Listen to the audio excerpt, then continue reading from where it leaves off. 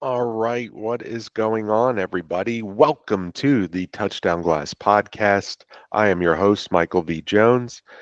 You know, here at the Touchdown Glass, we are keeping it 100% real. No crazy hot takes or agendas, just good old fashioned football talk the way you like it. And as always, I appreciate you tuning in. Well, right? I mean, it's a big weekend coming up for college football. I mean, this right here is going to, a lot of things are going to be determined right here, right?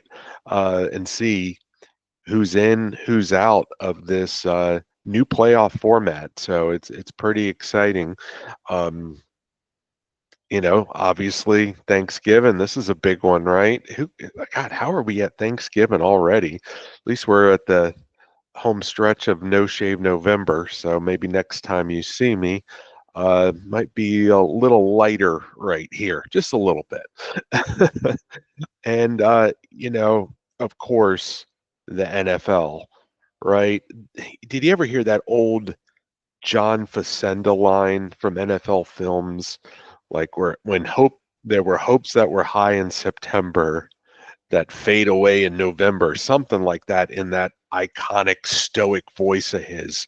And that's kind of what we're starting to see right now. We're starting to see teams we kind of knew some teams they're just having that year, whether they just stunk to begin with or the injuries, but now we're starting to see some teams are really, we're starting to see who's separating themselves, the men from the boys, and this is what gets exciting. So let's just jump right into it and talk about what happened in week 12. And with six teams on a bye, it didn't even matter. There was plenty of excitement going on. So we started Thursday night football where the Cleveland Browns upset the Pittsburgh Steelers 24-19. So the Browns now at 3-8. Steelers still leading the AFC North at 8-3. Jameis Winston 18 to 27, 219 yards and an interception.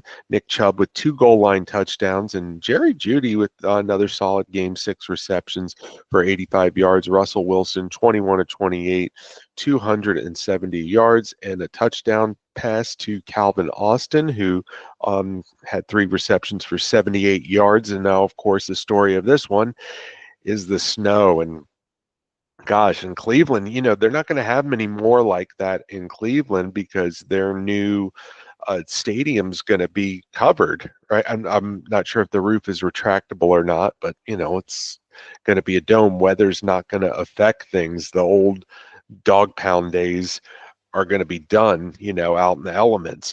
But this was, a very aesthetically pleasing game to a Thursday night football fan watching on Amazon Prime, right? Because you had, you had some snow coming down and all that, but you could still see all the green. And then in that second half, I mean, it was just a blizzard. It was coming down in buckets, so it was a lot of fun to watch. And Cleveland, good for them pulling the upset. Now the snow kind of make things a wash. You can say both teams have to deal with the same conditions. It's a short week. It's a division game.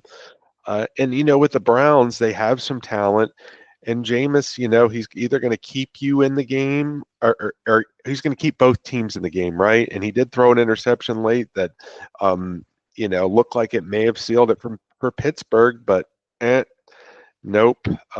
Browns get another chance, drive down and score, and yeah, that was it for the Steelers. But that was a fun one to start off Week 12, and then we'll go to Sunday's game, which was this was maybe one of the more entertaining football games I have ever watched. And people will say, all right, now, Jonesy, no, the fourth quarter was, interesting and explosive, the final 6 minutes. No, because if you watch that game from beginning to end, it was awfully awesome. And I'm talking about, it was just awfully entertaining. And I'm talking about the Dallas Cowboys and the Washington Commanders. The Cowboys, go into Northwest, formerly FedEx Field, and stun the Commanders 34-26. So Dallas now moves up to 4-7. Washington, they dropped to 7-5. We'll talk a little bit about what's going on with them later. So Cooper Rush started for the Cowboys, 24 of 32, 247 yards and two touchdown passes. CD Lamb caught 10 balls for 67 yards. And of course, a big highlight kickoff return by Cavante Turpin for 99 yards. Crazy spin move. Proves why he is the best at the business when it comes to returning kickoffs and punts. Uh, Jaden Daniels, 35 of 28, 275 yards, two touchdowns, and two picks. So stats are a little deceiving because a lot of his yards uh, did come kind of later in the game. Uh, I don't even think reached 100 passing yards till probably well into the third or maybe the beginning of the fourth quarter. So things really, things really got heated up in this game later. He did also rush for 74 yards and a touchdown. Also, one of those picks was like a Hail Mary pick at the end. Terry McLaurin, again, 5 receptions, 102 yards, one touchdown, and one of those came on that 86-yard touchdown that looked to tie the game, right? The Commanders opted to go for the extra point, even though Austin Seibert had struggled all day, they opted to do that instead of going for two, and they had converted on two, uh, you know, earlier in the game. I think on that after that pass from Daniels to Ertz.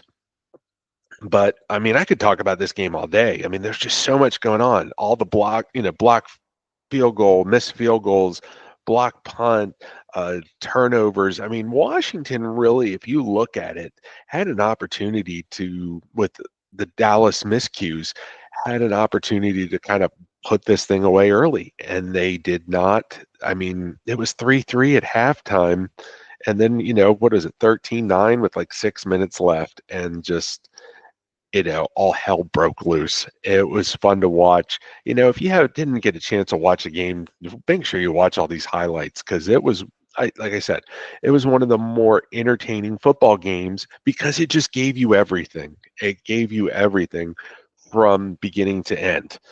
All right. So the Kansas City Chiefs defeat the Carolina Panthers 30-27. Kansas City now 10-1. The Panthers 3-8.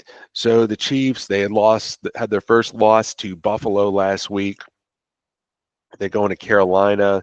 They think, okay, here, let's work out the kinks against the Panthers. And the Chiefs really did at first. Mahomes went 27-37, 269 yards, three touchdowns, two of those to Noah Gray, who had 4 receptions for 66 yards. And Bryce Young for the Panthers, 21 of 35, 263 yards, one touchdown. Chuba Hubbard, 16 carries, 58 yards, and touchdowns. And David Moore, a nice game for the Panthers, 6 receptions, 81 yards, and touchdown. But you got to give the Panthers credit. They fought back in this game and pushed the Chiefs to the limits, but another legacy drive by Patrick Mahomes, a 31-yard game winner by Spencer Schrader. Remember, Harrison Butker is still injured. So the Chiefs pick up that kicker, and, he got the job done for them. But we still have the questions with the Chiefs, right? They weren't in games, but how long does this thing run on fumes? When are they going to really stick it to somebody and make a statement? Is it going to be, can you really just live on the edge going into the playoffs? I'm not sure. But, still got a few more weeks left. We shall see what happens. I think getting Isaiah Pacheco back may give that offense a little boost, and we may see one of those games here in the near future. All right, the Tennessee Titans upset the Houston Texans 32-27. The Titans get their third win in the season. They're 3-8. Houston now still leading the AFC South at 7-5. So Will Levis, 18 of 24, 278 yards, two touchdowns, one interception, which was a pick six by Jimmy Ward. Tony Pollard, 119 yards rushing and a touchdown. Calvin Ridley, he's kind of having a Pro Bowl type year with these Titans. 5 receptions, 93 yards. CJ Stroud, 20 of 33, 247 yards, 2 touchdowns, 2 interceptions. Nico Collins with 5 grabs for 92 yards and a score. So Texans, okay, they were beating their chest in Dallas the previous week. Okay, I get it, state pride. But then you go back and play the former Houston football team, right? The old Oilers, the Tennessee Titans, a team that's only won 2 games. I know it's a division game, but they're coming into your building. And this is what they do. They put up 32 points. I mean, CJ Stroud had a Dan Orlovsky moment at the end of the game, running, out of the back of the end zone. Houston is having this little and CJ Stroud, this group is having a little sophomore slump. And I know the record doesn't show it because they play in a bad division. But this was my worry with them, and they're going to make the playoffs because no team is good enough in that division to catch up. You could say the Colts, but the Texans swept them, and those were close games. The Texans swept them, so I mean they just really have a stranglehold on this thing. They got it by default, but I think a lot of people thought that they could take this leap, and I was like, I think they're going to they'll be good, but come back to reality a little bit, and I think that's what's happened. I still think it's a well-coached team and a good roster, but it's a young team, and these are kind of the ebbs and flows that happen here. And yeah, I mean, good win for the Titans and just bad loss for the Texans. All right, the Miami Dolphins just demolished the New England Patriots 34-15, and it wasn't even that close. Dolphins go to 5-6. The Patriots are at 3-9. So the Dolphins, 24 points in the second quarter, 24 in the second quarter alone, 31 unanswered before New England even scored. So Tua went 29 of 40, 317 yards and 4 touchdowns. He looks great since returning. Jalen Waddle, 8 receptions, 144 yards and a touchdown. Drake May, the rookie sensation, not as sensational, but 22 of 37, 222 yards, a touchdown and a pick. It's just dominance by the Miami Dolphins. And Gerard Mayo, I guess, had some comments afterwards. We will talk about those later. But I guess these Dolphins, they got a tough one coming up. Here today and Thanksgiving. But we will see. We will see. All right. Detroit Lions. They handle the Indianapolis Colts 24-6. Take care of business. The Lions now 10-1. The Colts fall to 5-7. So a lot of people thought this might be the trap game. This might be the upset. Lions on the road. The Colts had played better. And yeah, Jahmyr Gibbs did his thing. 21 carries, 90 yards, 2 touchdowns. The Lions, they kind of turned Anthony Richardson back into good old Anthony Richardson, 11 of 28, 172 yards. He did rush for 61 yards, but we look at that 11 from 28, and those are the things that are killer. If you are an Anthony Richardson guy, you can't continue to live week to week like this. The Lions are just so dominant. They're kind of reminding me, if they can be a championship team, they're reminding me a lot of that 84-86 Bears squad, right? Whether it's the big personality with the coach. Obviously, you had the Bears, Mike Ditka, Dan Campbell. Just the way they got a cast of characters. Just the way they dominate teams. They have uh, plays designed for linemen to touch the ball, a la Refrigerator Perry with the Bears. So if the Lions, I think they could have a Bears-like run, right? The NFC Championship game last year, maybe they're going to win the Super Bowl this year and then, make another push the following year. That's kind of what I could see for Detroit, but let's not get ahead of ourselves. All right, the Tampa Bay Buccaneers, they manhandled the New York Football Giants 30-7. Uh, 30 unanswered points by the Bucks. Baker Mayfield, 24 of 30, 294 yards and a rushing touchdown in which he did a little Tommy DeVito, Tommy Cutlets imitation, gave everyone a chuckle. Bucky Irving, 12 carries, 88 yards, and a touchdown. So the rough times continue for the Giants, and it looks like some weird stuff going on too. Tommy DeVito ain't going to be available for Thanksgiving. Actually, he's back. He did not fly to the team with Dallas. Now Drew Lock's going to start after all that. So we'll talk about that later.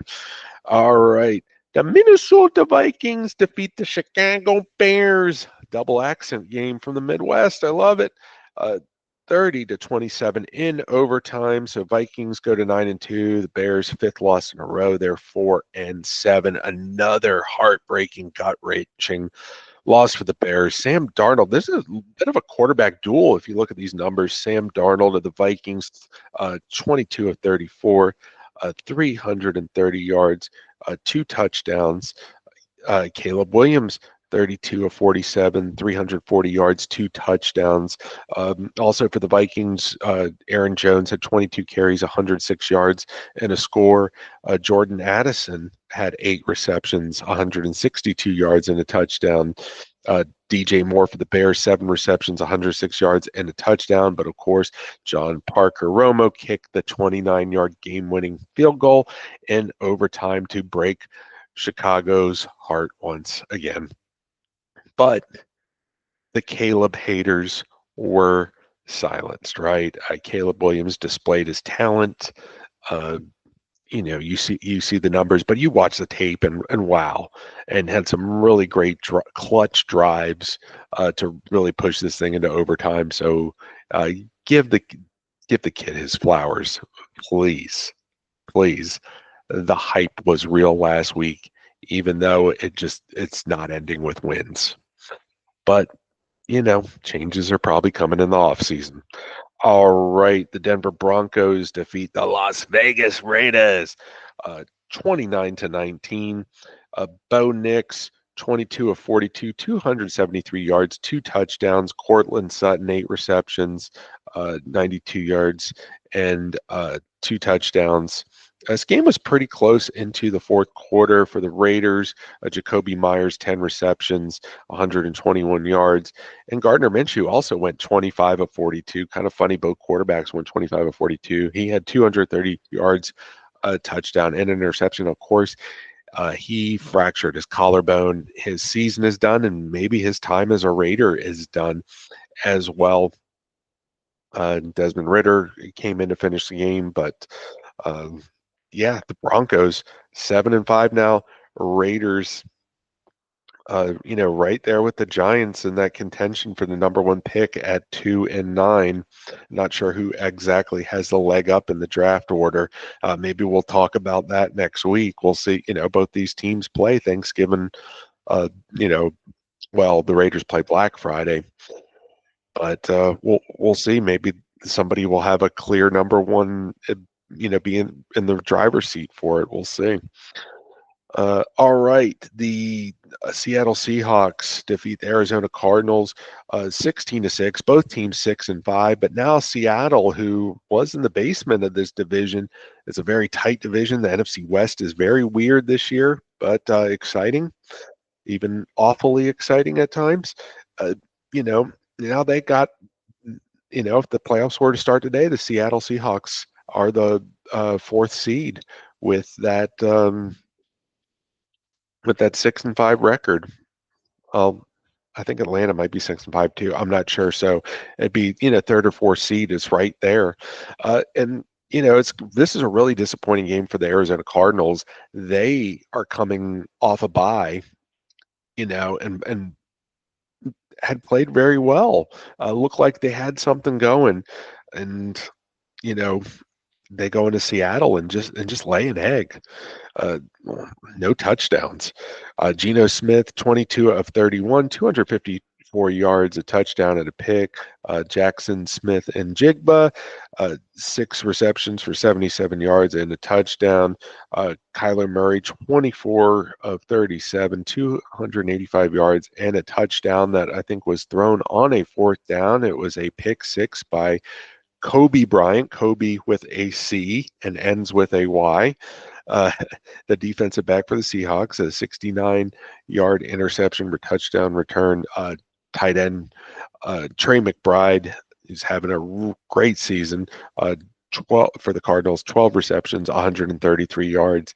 So big win for Seattle and a very disappointing loss for the Cardinals. But if you're the Cardinals or anyone in the NFC West, it's all still very tight and there for the taking. All right, we'll talk about another NFC West team that went to Lambeau and didn't get done. The Green Bay Packers just demolished the Niners, 38-10. Uh, Packers now 8-3. San Francisco is now in the basement of the NFC West, the very tight NFC West, the very still winnable NFC West, 5-6.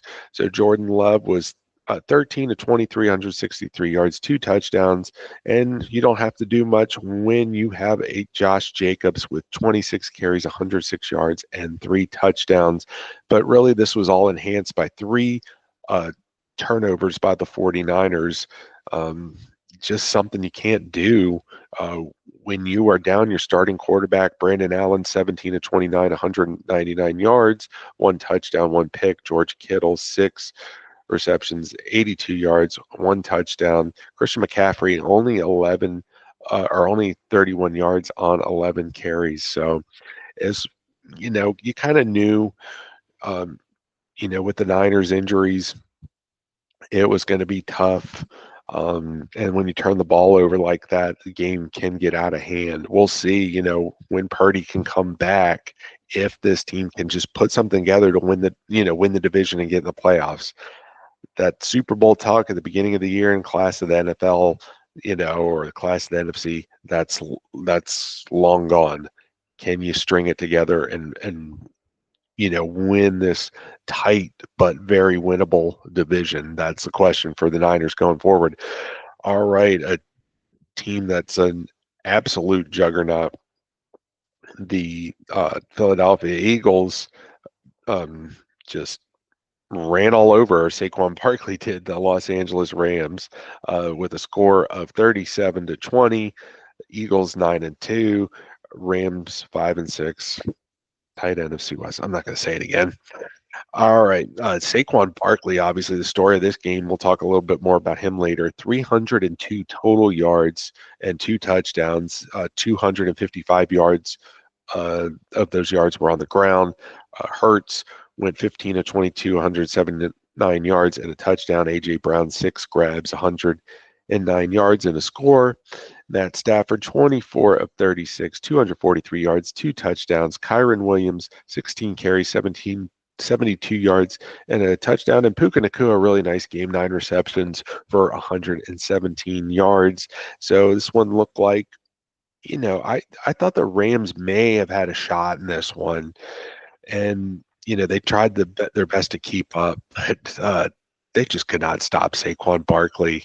And this is becoming, we'll talk about this more in a little bit because he might be the story of this 2024 season, because it is quite a story, but we'll get more into that later. And the Eagles are looking like that team that might be able to rival the Detroit Lions in NFC. And what a matchup that will be when these two teams clash. All right, the Harbaugh Bowl on Monday Night Football. Dun, dun, dun, dun. The Baltimore Ravens beat the Los Angeles Chargers 30-23. Lamar Jackson, 16-22, 177 yards, 2 touchdown passes, and 1 rushing touchdown. Derrick Henry, 24 carries, 140 yards rushing. Justin Herbert, 21 of 36, 218 yards. Lad McConkey had 6 grabs for 83 yards. J.K. Dobbins, though, is kind of a, you know, unfortunate situation for the Bolts. He had 6 carries for 40 yards. He's got an injury. We'll talk a little bit more about that. Ravens 8-4, much needed win after losing to Pittsburgh last week. To stay still in contention for that AFC North title. The Chargers, they dropped to 7-4, but what a great season they're having when you consider expectations and what they were last year. All right. If I did not mention the Atlanta Falcons, Buffalo Bills, Cincinnati Bengals, Jacksonville Jaguars, New Orleans Saints, or New York Football Jets, that's because they were on a bye. Holy bye bet, man. 6 teams on a bye. Well, we have no buys for anybody this week. All right.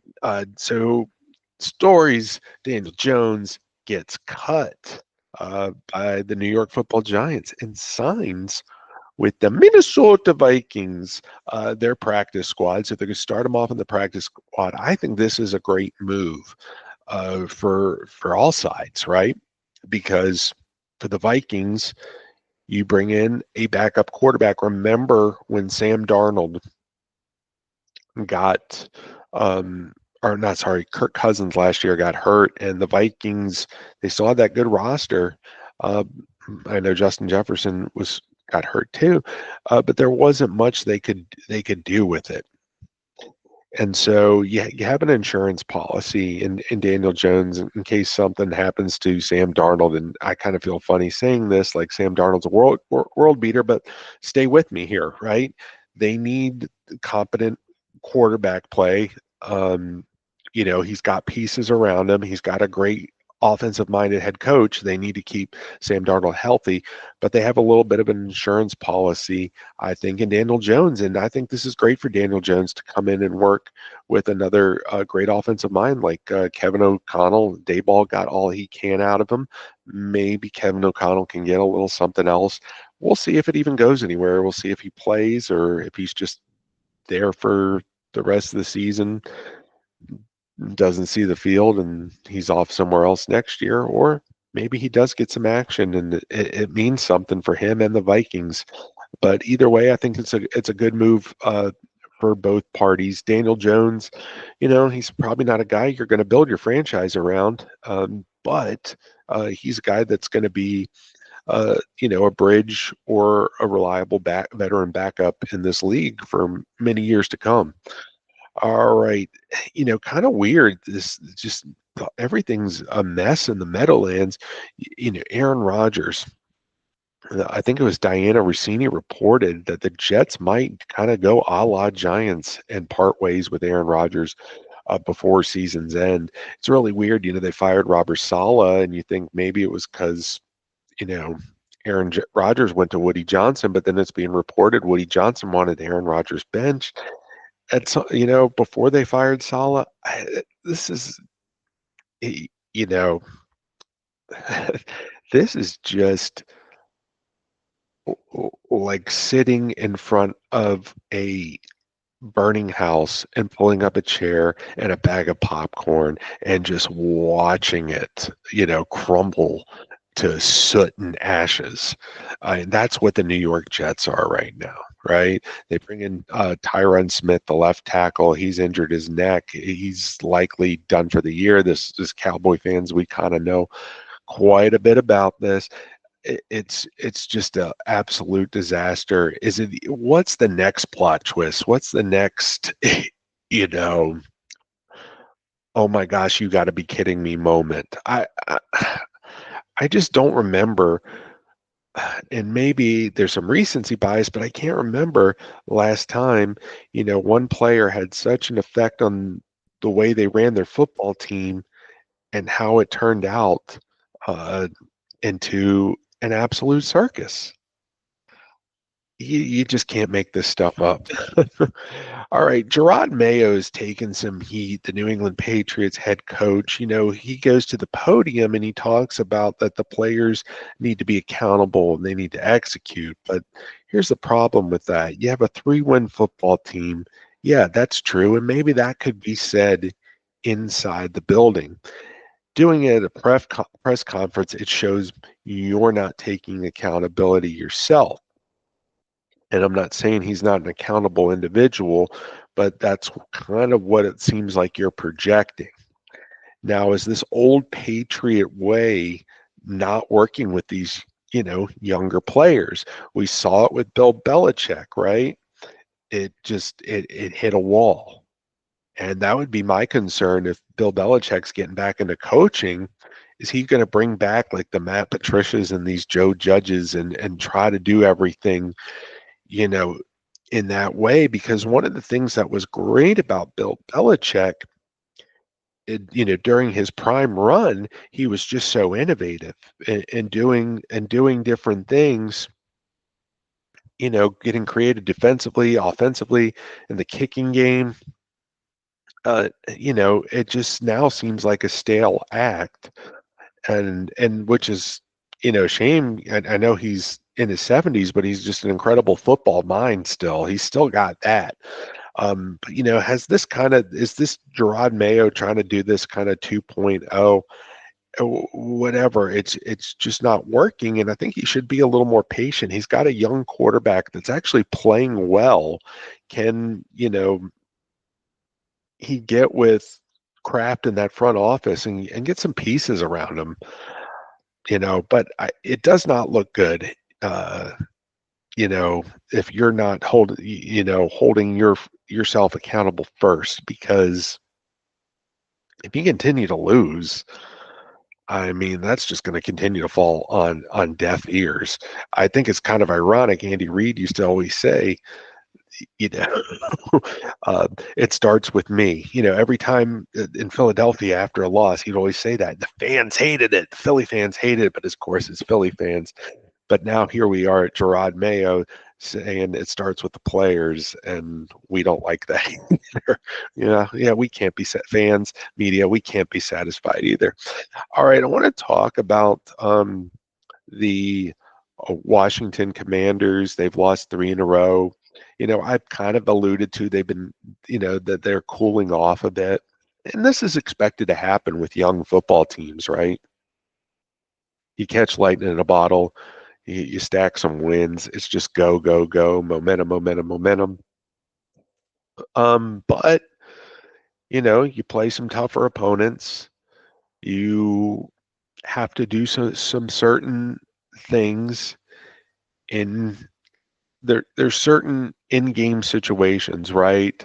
In the final moments that you're getting used to this at the pro football level, like with a rookie quarterback, Jaden Daniels, who I still think is sensational, and maybe he wins Rookie of the Year, or maybe Bo Nix does, but he's had one hell of a rookie season. No matter what happens from here on out,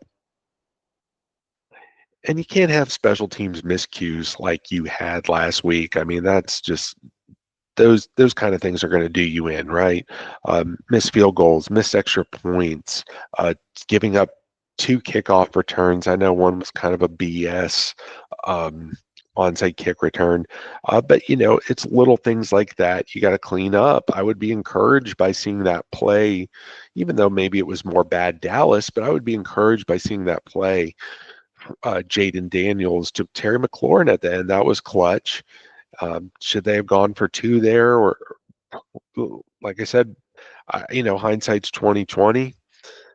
Um, that snap it wasn't all Seibert's fault. That snap was low on that extra point. So it was just a disastrous special teams day for pretty much both teams. I would say things kind of went better for Dallas in the second part of the game with the special teams with returning kickoffs for touchdowns and things, but I wouldn't worry too much about Washington. I think they have a game this week where they can get back on track.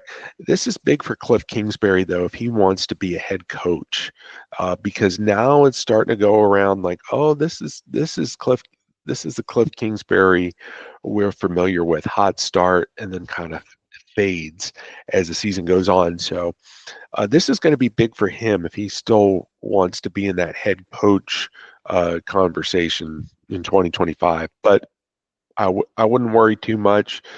Again, this is a young football team. I think they're going to, you know, find some more momentum, get in the playoffs, and maybe have a shot at winning their first playoff game in 19 years. All right. The Houston Texans are kind of going through the same thing, uh, you know, like I mentioned earlier. So I was going to talk about that more, but I kind of talked about that when I was reviewing their game with the Tennessee Titans. These are the things that are going to happen with young quarterbacks, young football teams. This Washington team, too, is a lot of guys. They brought in a lot of free agent guys, right? And kind of slapped it all together, and they've been playing, very well all year. Um, but you know, they're just they've hit a rock, but they can still break through and finish strong. I believe they can. All right, MVP race. Uh, I'm actually kind of excited to talk about this a little bit because running backs are in the conversation now. I think Josh Allen remains the favorite because of that run at the end of that win last week or the week before against the Kansas City Chiefs. To knock off the undefeated Chiefs, the Bills, 9-2, right there, ready for the Chiefs to slip and take that number one seed. So if he can do that and continue to do his Josh Allen magic, especially in these games or these games of the week or primetime games, I think it's his. Now, Saquon Barkley has entered the conversation because he's on pace to have a 2,000-yard season. How crazy is that, right? Who would have thought with the Giants, no way they would let him go now, knowing what they know now. But oh man, it's too late. It is too late. I I mean, this is shaping up to be one of the great football stories. You have this running back who is a face of the franchise in New York with the Giants, right? And you he's got all these big plays. There's years where he's put up nice numbers. He's had injuries. He's had bad quarterback play, bad offensive line, and a lot of people thought maybe, he's just never going to be quite that as special as we thought he could be, right? This is a running back that's been in the league since 2018. So a lot of guys are, you know, not all. Obviously, we see Derrick Henry, we see Josh Jacobs, we see these guys now that have been in the league a while and still kicking ass. But we think, okay, maybe it's safe. If the New York Giants organization, maybe it's safe to let him walk, right? Because he's been in the league that long, he's had injuries, and he just hasn't had that. Saquon, as good as he was, he's finally living up to that number 2 overall pick in the draft, right? Because you don't draft running backs number 2 overall, but he is living up to that and maybe even more. And that's what makes this so crazy. I mean, John Mara, the owner of the Giants, has just got to be kicking and screaming every night because he loves Saquon Barkley. He let Joe Shane, the GM, do his thing, and here we are. Roseman and the Eagles with these moves that put deodorant over their questionable head coach because they have so many playmakers. It's just not fair, right? And I think Barkley, if Barkley continues to go at this pace, because that was big last week doing it in prime time. If he continues to go at this pace, and Josh Allen, maybe has some so-so games, I think it's his MVP to lose. I really do, but I still give Josh Allen the favorite, for MVP right now. All right, so let's look ahead to Week 13. We start off Thanksgiving Day. Uh, of course, you got to start in Detroit, right? Went to Chicago Bears taking on the Detroit Lions. So, okay, I think it's going to be another loss for the Bears. It is a short week. It is a division game. However, this is the buzzsaw Detroit Lions, and they do so many things well. So for me, what I want to see, can Caleb continue to play well? This is your Super Bowl this year, Bears. Just can Caleb be that quarterback, be that guy, right? They're going to get, change the coaching staff next year. They still have a pretty good roster. I think they're and they'll have a fourth place schedule. So, this thing could get uh, turned around quickly as far as winning goes next season, but really just have your quarterback stay upright and make plays. That's what you want. All right, the New York Football Giants at the Dallas Cowboys. So this game has taken a bit of a twist. Remember, we thought it was going to be Tommy DeVito versus Cooper Rush. No, DeVito has hurt his forearm. He's not able to go. The team left him behind. He did not fly to Dallas. Drew Lock will be the starting quarterback. And, people thought Lock should have been, you know, maybe taken over for Daniel Jones at some point, or at least when they moved on from Daniel Jones, been given the keys. The Giants went with DeVito. Kind of people looked at it as tanking. They said no, he's going to give the team a spark. Well, not much of a spark at home last week against Tampa. A short week, taking on a Dallas team that might have a little momentum, but the Cowboys, I think, will have more of a challenge on their hands with Drew Lock. And this is again a short week, a division game. You think Dallas should be favored? A lot of people think the Giants have mailed it in. But, teams have made that mistake before against pro football teams, and you saw the mistakes the Cowboys made at Washington in the beginning of the game. You're only going to, get away with that so much, but I still like Dallas at home here. Maybe get that first home win. All right, the Miami Dolphins at the Green Bay Packers to round off the Thanksgiving games. So the Dolphins they got a lot of momentum. They're trying to get to 500 now. Can they make that late playoff push? The problem is they're taking on a Green Bay team that has a really good defense, that has playmakers on offense, that can run the football. And they're going to have to go on the road and do that on a short week. So a big challenge for Miami. I don't think, the Packers are going to get the luxury of the Dolphins just giving the ball away like the 49ers did last week. So this should be a good football game. And I really want to see it. How good is Miami, trying to make this late season run.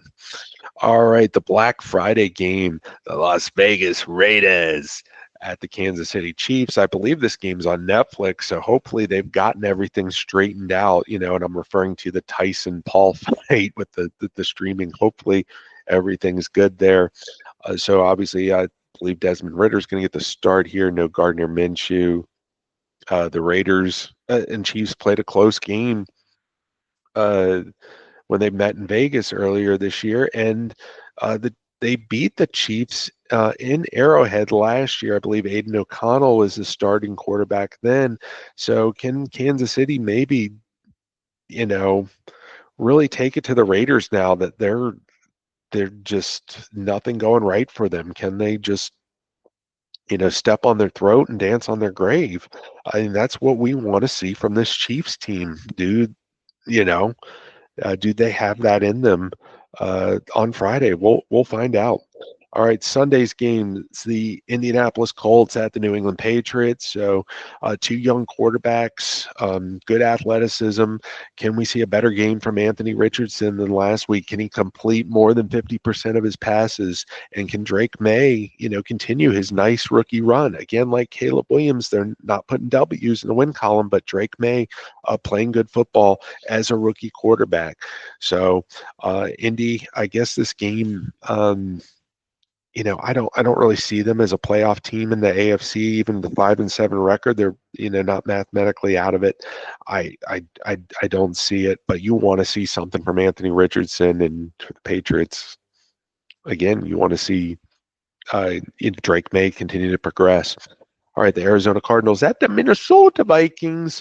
All right, so the Cardinals, they go into Seattle, and Seattle just has their number last week, and they lay an egg, and now they're going to have to go on the road against a very good Vikings football team. So if the Cardinals kind of want to restore their faith or have everyone restore their faith in them, this is the time to do it. Go on the road and get a win in Minnesota, but it's a lot more easier said than done. And if you're the Vikings, I think you have to be encouraged by the numbers that Sam Darnold has put up. I believe the last couple of weeks they've actually been pretty good after he kind of was looking like the old Sam Darnold. So it just shows you what a great coach Kevin O'Connell is, and I don't know how he's not coach of the year. He's definitely it for me.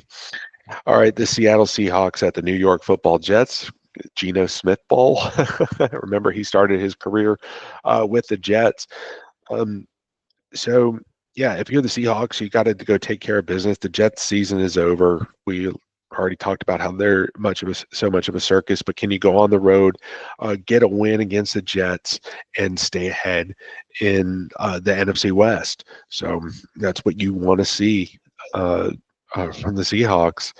Uh, be interesting to see if the Jets win, kind of what the reaction will be, uh, especially if Aaron Rodgers just has one of those games and goes off. I don't know. I don't know what it would mean. I guess it would just be another saga in the you know this Jets season. Anyway, enough about that. The Tennessee Titans at the Washington Commanders. So here you go, Washington and Tennessee. You can't sleep on them because they've beaten teams that have, right. Um, yeah, this is your chance to turn it back around, a get right game, if you will. Now, Will Levis, can you force him to make the mistakes? And when he makes the mistakes, take advantage of those. Can you contain uh, Tony Pollard and Calvin Ridley? And on the other side of things, can you, um, get that offense going to what you did before, uh, like you did late against Dallas? But it was too little, too late, pretty much. I know the extra point thing, but this is what we want to see in this one. Washington turn it back around and make that final push for the playoffs. I think it starts here. All right, the Los Angeles Chargers at the Atlanta Falcons. So a big game for both teams. The Chargers, again, really no matter what happens, great season. And if they can finish it off with making the playoffs, I mean, just Harbaugh, I mean, you're the man. What else can you say? But Atlanta too. I mean, they got to be careful. And I know they swept the Tampa Bay Buccaneers, but if they get on some kind of losing skid and the Bucks can string together a few, then Tampa's going to take that division. So if you're a Falcons fan, hopefully they straighten some things out in the bye, because this is going to be a tough matchup, even though it's at home. Um, and I think it's much bigger for the Falcons than it is for the Chargers.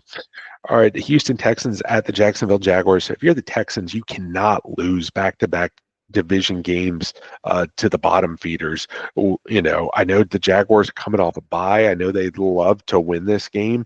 They're not exactly tanking. They got a young quarterback that they gave a big contract to, and he wants to play well and show that he's that quarterback that people thought he was a couple seasons ago.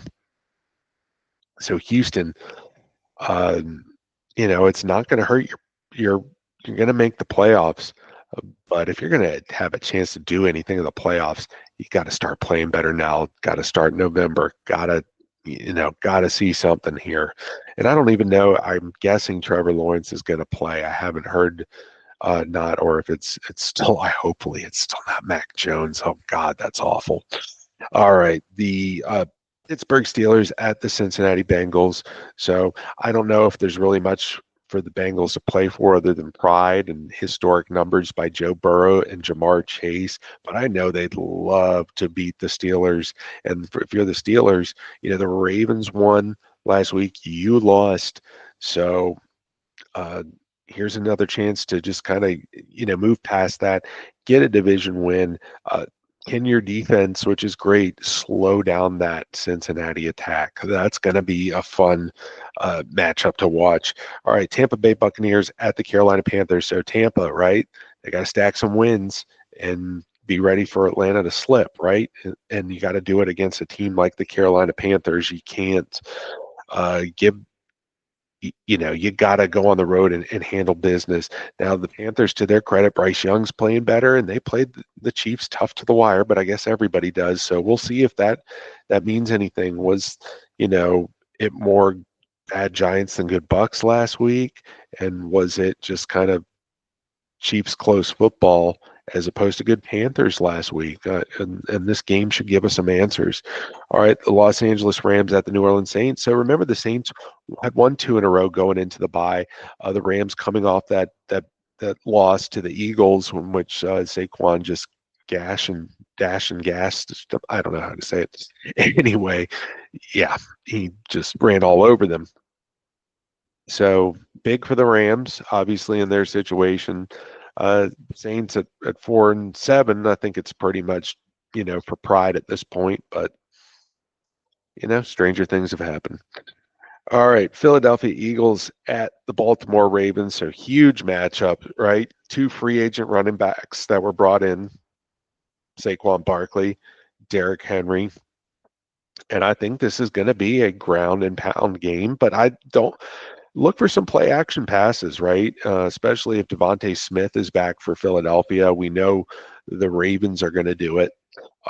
This could be fun. And are the Eagles that juggernaut team, right? That's ready to go head to head with Detroit? Can they go into Baltimore and beat a very good Ravens team, or are the Ravens still that elite AFC team that just kind of maybe got off to a rough start and had a couple slip ups? Are they ready to, continue to show they mean business and take down an Eagles team that's won 7 in a row? Because that would be huge for the Ravens, especially if Pittsburgh loses to Cincinnati, which is very possible. Sunday Night Football. Dun, dun, dun, dun, dun, dun.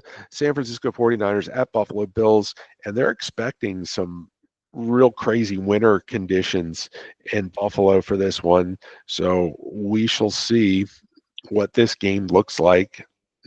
Who knows if they may even move it if it's that insane, but hopefully not. The Niners, I'm not sure if Purdy will be back or not. I don't think it's I have not checked the injury report there. But either way, I just like Buffalo at home here. I know the Niners have some pride, and I think they're going to put in some fight, but they're just too beat up. And I think Buffalo, coming off a bye at home and in some rough conditions, just this all you know is lining up for the Bills. All right, Monday Night Football. Dun, dun, dun, dun. The Cleveland Browns at the Denver Broncos. So when you think Denver and Cleveland, you always think of those historic playoff games in the 80s, right? And where the Broncos broke the Browns' heart. So we have a very good Denver team. They're playing at home. Bo Nix is having an incredible rookie season. He's definitely surprised me. And you get a Browns team that is doing some good things even at 3-8. You're encouraged by some of the signs you see, signs of life, and they've beaten the Ravens and the Steelers, right? That's two of their wins. Two playoff teams at the top of their division. So it's really a head scratcher, but I guess that's kind of what Jameis Winston gives you, right? Keeps both teams in the game. So I still like Denver here.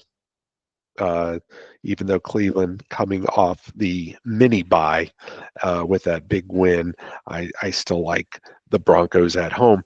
All right, well, that's going to wrap it up for this week. Happy Thanksgiving, everybody. Be safe. Don't eat too much, eat too much. I don't care. Enjoy yourself. Watch some football. See you next week.